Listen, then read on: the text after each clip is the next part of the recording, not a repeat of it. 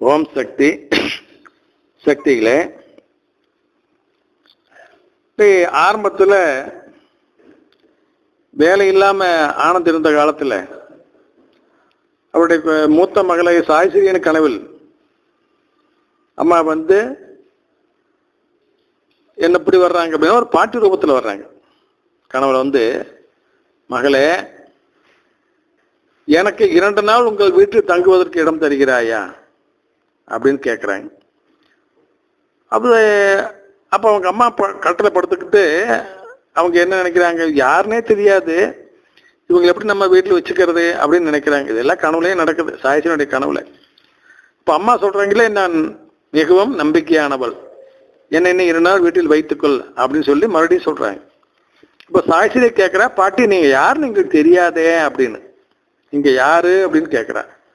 உடனே அந்த பாட்டி பங்காரு பகவானாக உருமாறி விட்டது. நான் தான் வந்திருக்கிறேன், இதனை யாரிடம் சொல்ல வேண்டாம், உன் தாய் தந்தையரை கவலைப்படாமல் இருக்க சொல், நான் பார்த்து கொள்கிறேன் அப்படின்னு சொல்லிட்டு அம்மா மறைஞ்சாங்களாம். சக்திகளே, அதே மாதிரி அதற்கு பின்னால்தான் அவங்களுக்கு நிறைய அற்புதங்கள் அம்மா செஞ்சிருக்கிறாங்க.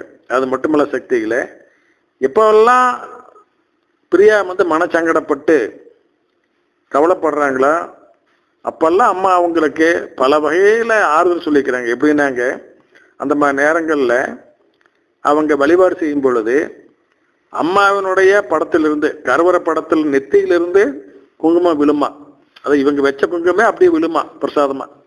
அது மாதிரி குருபகவான் நெத்தியில் வச்ச குங்குமம் விழுகுமா, குருபகவானுடைய பாதத்தில் வைத்த குங்குமம் கீழே விழுமாமா, இவங்க வச்சது அப்படியே ஸ்டிக்கர் போட்டாட்டு அப்படி கீழே விழுந்துருமா. இப்படி மொத்தம் 3 நாள் தொடர்ந்து நடந்தாங்களாமா. அதே மாதிரி 3 படத்துலேருந்து விழுந்தாங்களாமா. அதை அவங்க எடுத்து பயன்படுத்திக்கிறாங்க. பயன்படுத்த எல்லா பிரச்சனையும் நீங்கி நிம்மதியாக இருந்துக்கிறாங்க. சக்திகளே, ஓம் சக்தி.